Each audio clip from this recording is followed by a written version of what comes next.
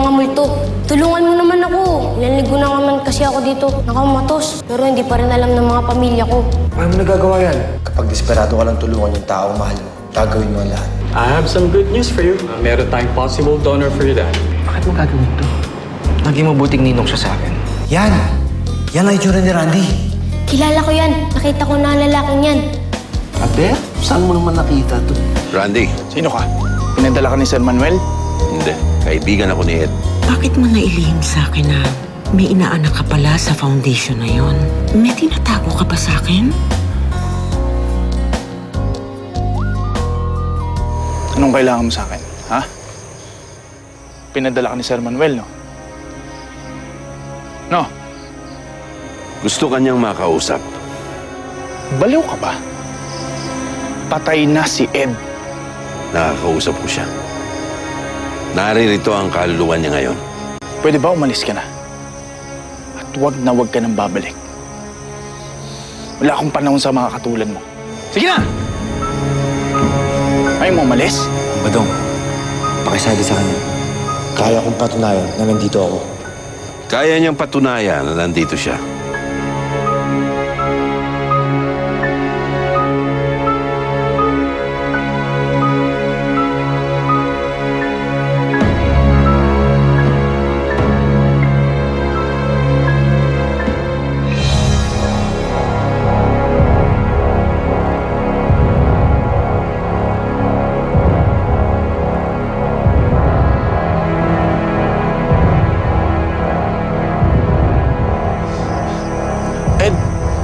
Ed, ikaw ba yan, Ed? Ed!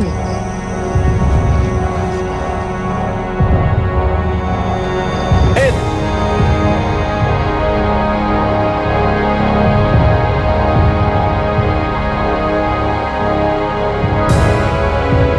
Ed, huwag mo naman akong multuin, Ed! Hindi ako yung pumatay sa'yo! Si Connie, Ed!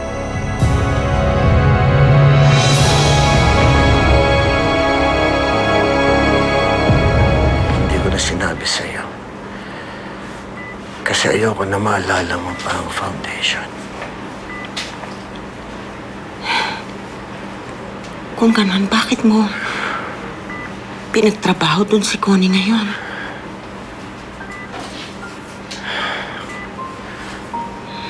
Honey, alam mo namang walang hilig sa abugas siya si Connie.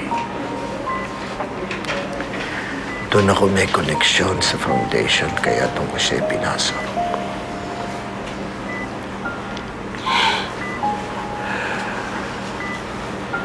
Itong si Terence. Paano mo siya naging inaanak? Sino pa ang ina niya?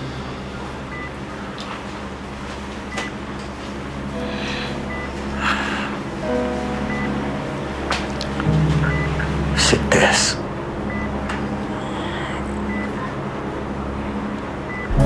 Naging kaibigan ko siya sa foundation.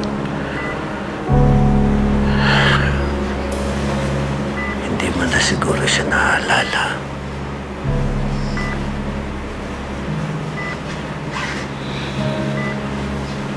Wala na siya. Patay na. Kaya tinutukan ko si Terence.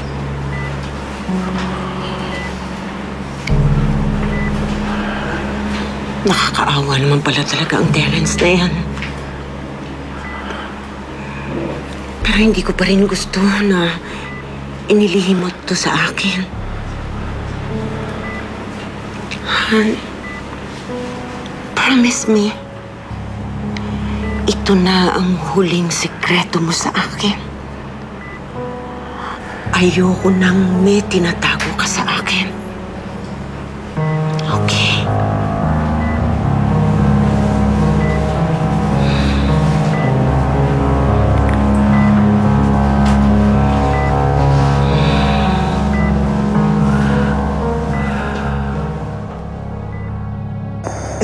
Hindi ako yung mastermind, si Connie. Ed! Kita mo na, Ed. Di ba tama ako? Si Connie nagpapatay sa'yo. Pero bakit? Bakit niya ako pinapatay? Bakit niyo siya pinapatay? Ed, obsessed na obsessed sa'yo si Connie. Selos na selos siya kay Ana. Hindi naman talaga si Ana yung target eh, yung kwintas na binigay mo. Pero, mambadong nagkandaleche-leche eh, Ed eh. Nung dumating ka, mas ikaw yung napuruan tuloy. Bakit hindi mo yan sinabi sa korte noon? Bakit hindi mo ito inamin sa korte? Ed, wala akong choice eh. Wala akong choice eh. Akala ko kasi magugustuhan ako ni Connie pag ginawa ko lahat para sa kanya. Kaya nung sinabi ni Sir Manuel sa akin na ako yung magiging fall guy, umukay agad ako eh, umukay ako eh. Kasi sinabi niya hindi niya naman ako pababayaan, Ed. Kahit sa anak niya, siya din daw yung bahala eh. Pero, Ed, tanga ko. Ed, tanga ako ha. Akala ko kasi magiging maganda tong mga pinaggagawa ko eh.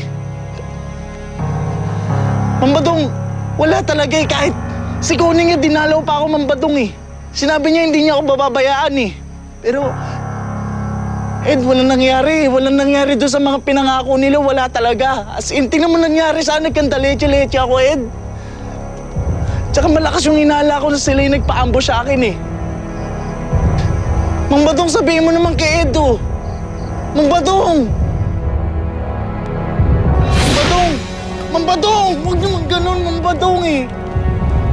Ed! Mang Badong! Mang Badong, hirap na ako, Mang Badong eh.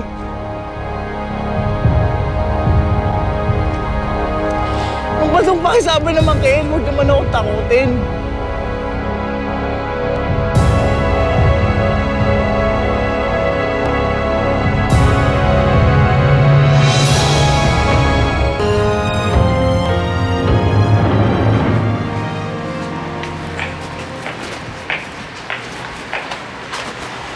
Terence. Miguel. Alam mo, lang yata ako makakapagpasalamat sa'yo eh. Sa totoo lang, hindi ko alam kung gusto ko bang may utang na loob sa'yo. Pero dahil para kay Papa to, hindi ko tatanggihan ang tulong mo. Thank you.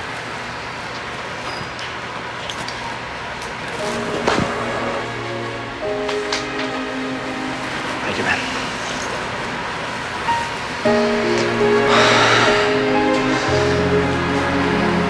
Dad, you know, I'm so proud of Terence. Napaka-selfless niya talaga, no? Mas lalo tuloy akong humanga sa kanya.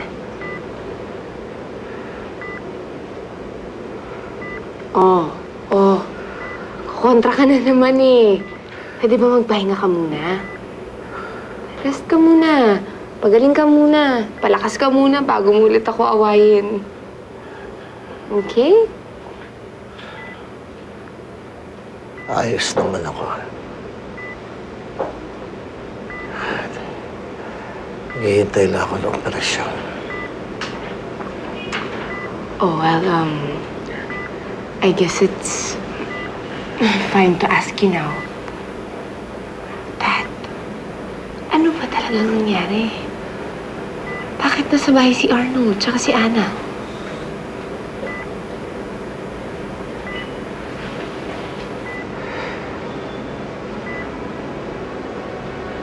Gusto akong bistuhin ni Arnold kay Ana. Gusto niyang aminin ko lahat kay Ana. Ano? Napapaliw na ba siya? Bakit mo naman gagawin yun? Well, at least now, hindi ka na niya ma-blackmail. He's still in a coma, Dad. At napakalabo na ang chances niya of living. Our secrets will remain safe.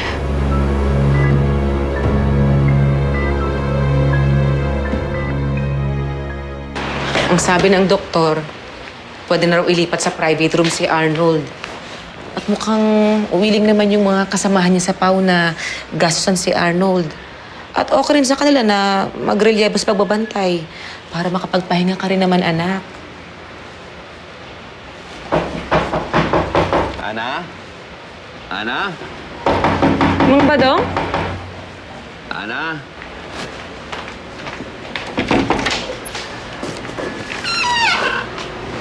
Badong, sige na, sabihin mo na. Pero huwag niyong bibiglayin na. Sige. Sige, didiretsuhin ko. Totoo yung sinasabi ni Arnold. Si Connie ang nag-utos na ipapatay si Ed. Saan na naman ang galing yan, Badong, ha? Manya,